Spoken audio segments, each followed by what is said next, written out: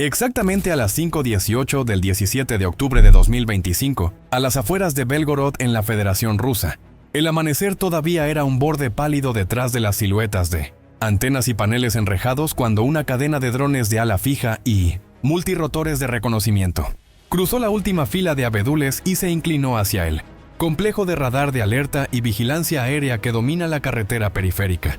La humedad todavía estaba pegada a los cables y a las placas de los equipos. Desde una trinchera de maleza, 2 operadores ucranianos escucharon el insecto eléctrico de los motores y contuvieron la respiración. La escena parecía quieta, pero los sensores ya estaban encendidos. Este ataque, coordinado y conciso, buscaba una sola consecuencia operativa con enormes ramificaciones: dejar temporalmente ciega a una porción del cielo ruso sobre la frontera con Kharkiv, retrasando la cadena de detección e intercepción. Lo que a esa hora parecía una rutina técnica de encendido de generadores era, para el que sabe leer instalaciones, un diagrama abierto. La estación de Belgorod, parte de la red de vigilancia que conecta radares de defensa aérea de medio y largo alcance, mezcla antenas de vigilancia general con nodos de guiado de baterías tierra-aire. En su perímetro, cúpulas de fibra y chasis sobre remolques pintados de verde, ruedas inmóviles, cabinas con ventanillas estrechas y un zumbido grave viniendo de los racks de transmisión. A lo lejos, por encima de un campo de rastrojo, varias luces se movían a altura de líneas eléctricas. Eran plataformas baratas y fiables, con avioneta de espuma y timón reforzado, navegando a 110 a 140 km por hora, guiadas por navegación inercial y GPS asistido por correcciones locales. Más alto y ligeramente atrás, a unos 1200 metros, un dron de observación con cámara giroestabilizada trazaba círculos anchos para filmar el efecto. La misión estaba diseñada con economía. No se trata de espectáculo, se trata de resultado. La aproximación se benefició de una ventana predecible. En la madrugada, las tripulaciones rusas suelen rotar personal, apagar brevemente parte de los emisores para chequeo de línea y recalibrar estaciones móviles de baja cota. Esa pausa de minutos es conocida por los equipos que han estudiado el patrón semanal. Lo que siguió fueron decisiones simples encadenadas con frialdad. Una plataforma de ala fija, con una cabeza explosiva de 5 a 7 kilos preparada para penetración superficial, descendió a ras del terreno, aprovechando el contorno de un terraplén para perfilarse y cortar en diagonal hacia el sector del mástil secundario. A su lado, otro aparato más lento y con mejor control fino, un cuadricóptero pesado con 40 minutos de autonomía. Esperó la señal para trepar a 90 metros y buscar el techo del contenedor del transmisor, donde las rejillas de ventilación dejan un rectángulo de metal más delgado, vulnerable al impacto y a la onda. El tiempo crítico llegó a las 5:23:4 segundos, sin ráfagas de advertencia, sin trazadoras en el aire, sin sirenas. El primer impacto golpeó el lado de un abrigo metálico que protegía módulos de potencia. No fue una explosión espectacular. Fue un mordisco limpio, un estallido contenido que arrancó tapas, dobló bisagras y lanzó un chorro de partículas calientes que se apagaron en el pasto húmedo. El segundo golpe llegó a los pocos latidos, en el costado del remolque con paneles de distribución. Ese empujón eléctrico forzó desbalances y detuvo la sinfonía invisible que mantiene sincronizados a los equipos. Un tercer aparato, programado para buscar calor residual, depositó una carga menor contra la base del mástil de una antena sectorial. La física cerró la ecuación con un crujido, un temblor y silencio operacional. De inmediato, las consolas internas pasaron de verde a ámbar y los generadores hicieron un amago de recuperación que murió en un soplo.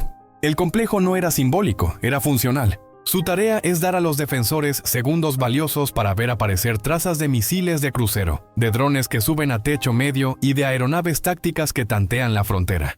Para Moscú, ese conjunto de antenas no es un adorno. Es parte del reloj que decide si un Pantsir o un S-300 recibe coordenadas depuradas a tiempo. Para Kiev, ese reloj es la presa. Si lo atrasas, los interceptores llegan tarde, los vectores se vuelven imprecisos y la cúpula que protege depósitos, estaciones repetidoras y líneas férreas presenta una costura. Así de simple y así de concreto. Un nodo menos de cobertura puede no parecer mucho en un mapa a escala nacional, pero en la práctica cambia los tiempos de alerta, los ángulos de seguimiento y el ancho de banda de los centros de mando que de repente tienen que delegar más trabajo a estaciones adyacentes. El amanecer consolidó la escena y la volvió cruda. Humo gris pegado al metal, olor a barniz quemado, cables agrietados por la temperatura, pintura levantada en escamas que se caían con el viento. La vegetación alta inclinada, el rocío evaporado en manchas. Un foco de seguridad seguía encendido, cabeceando como si buscara un culpable en un campo vacío. Lejos, una camioneta de guardia hizo una curva amplia para no entrar directo en la nube.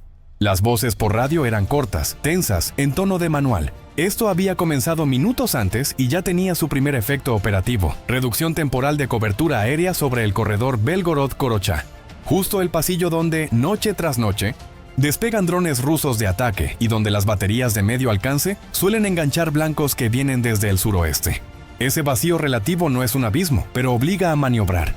En la contraescena, a decenas de kilómetros hacia el sur, un equipo ucraniano en un refugio subterráneo repasaba telemetría y vídeo. La pantalla principal mostraba el complejo de radar desprovisto de su rumor eléctrico, con un ventilador todavía girando por inercia sobre una rejilla retorcida. No había júbilo, había checklist. Confirmar que el mástil secundario no emite. Confirmar que el armario de distribución no cierra circuito. Confirmar que el nodo de datos no sincroniza con la base vecina. Cuando las 3 casillas se pusieron en azul, alguien dijo una frase seca que resume el enfoque: objetivo degradado, ventana abierta. Es el lenguaje de una campaña de desgaste que no busca portadas encendidas, sino rendimientos acumulados. El valor estratégico de golpear radar es diferente al de golpear depósitos de combustible o subestaciones. Aquí no se busca arrancar un pedazo del músculo logístico, sino aflojar un tendón del sistema nervioso. La defensa aérea moderna es una orquesta de sensores. Radares de búsqueda, radares de adquisición, radares de guiado, estaciones pasivas, enlaces de datos, repetidores, centros de fusión. Si silencias una voz o la haces tartamudear, el director tiene que cambiar la partitura en tiempo real. De pronto, un Nevo M que cubre a larga distancia debe cargar más volumen. Un 96 L6 de vigilancia para S300 o S400 tiene que compensar. Y un podlet de baja cota tiene que mirar 2 sectores a la vez. No todas esas piezas están en Belgorod, pero ese es el punto. Un hueco en el borde obliga a estirar a sus vecinos. Estirar genera fatiga. La fatiga abre otras ventanas. A ras del equipo, el daño fue quirúrgico. Las huellas delata una combinación de cargas de fragmentación dirigida y penetración local. Los agujeros en el lateral del cascarón de potencia eran óvalos, no flores. Eso significa una entrada con energía concentrada.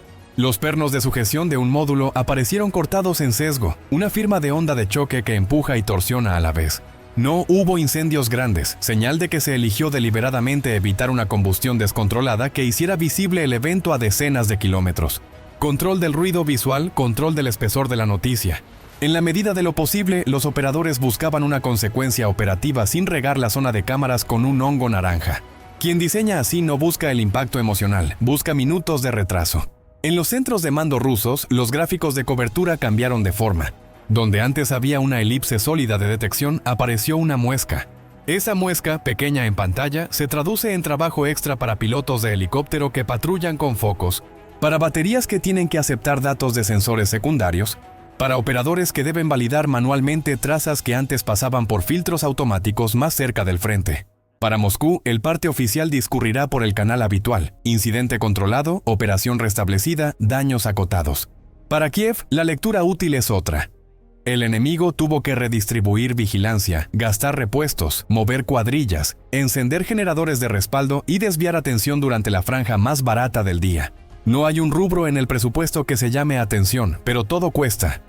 Aunque las autoridades rusas han informado repetidamente de interceptaciones masivas de drones, con números redondos que llenan titulares. Los huecos aparecen cuando una pieza esencial se mezcla con otras docenas de alarmas y no recibe prioridad justo en el momento de la rotación del turno. Ese patrón se ha visto antes y se volvió a ver esta mañana. El ataque no requiere un enjambre monumental. Requiere 2 o 3 plataformas dirigidas con paciencia contra los puntos donde el acero es más delgado o el software espera menos. Un tornillo equivocado en un armario equivale a kilómetros de cobertura mal alimentada. Ese es el tipo de aritmética que, acumulada, inclina campañas. A partir de las 6:01 con 33 segundos, llegaron las primeras confirmaciones de campo que importan a los estados mayores. Patrullas que no logran adquirir a la primera un eco a baja cota que antes era rutina. Enlaces que tardan un par de ciclos más en entregar una solución de tiro. Un avión táctico ruso que debe variar su ruta de ingreso para no pasar por el hueco donde hoy los ojos no miran igual. La geografía de la mañana se volvió a dibujar con lápiz, no con marcador. En esas líneas blandas vive la oportunidad del que ataca. Un convoy de drones amigos consigue colarse 10 kilómetros más adentro sin que los rifles automáticos de los puestos reaccionen a tiempo. Esa pequeña diferencia marca si una subestación al otro lado del bosque queda ilesa o despierta con una alarma muda y un fusible negro. El campo de batalla cognitivo también sufre. Cada golpe a un radar trae una nube de mensajes tecleados a toda prisa, rellenos con partes contradictorios y ansiedad institucional. Los jefes piden respuestas, los técnicos piden piezas, los operadores piden horas de descanso que no existen. Y en ese aire viciado, la precisión tiende a caer. Los informes oficiales intentan una narrativa plana y tranquilizadora. Pero la realidad técnica se impone en las hojas de trabajo, donde alguien marca con rotulador rojo un rectángulo, estación fuera de servicio parcial, retorno previsto después de inspección, posible reemplazo de módulo en 24 a 48 horas. Un triángulo dibujado a mano señala el área que otros sensores deben cubrir hasta nuevo aviso. Desde la perspectiva ucraniana, esto no es un golpe aislado. Es una nota más en una partitura que ha venido apuntando a radares, nodos de guiado y repetidores a centenares de kilómetros de la línea de contacto.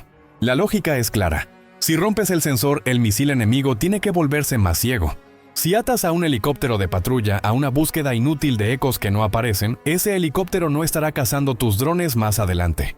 Si obligas a encender redundancias en 3 provincias, la factura de combustible y de repuestos sube mientras tus aparatos cuestan lo mismo que ayer. Esa asimetría, multiplicada por semanas, filetea al adversario por el borde. En el lugar, las cuadrillas rusas hicieron lo que dicta el oficio.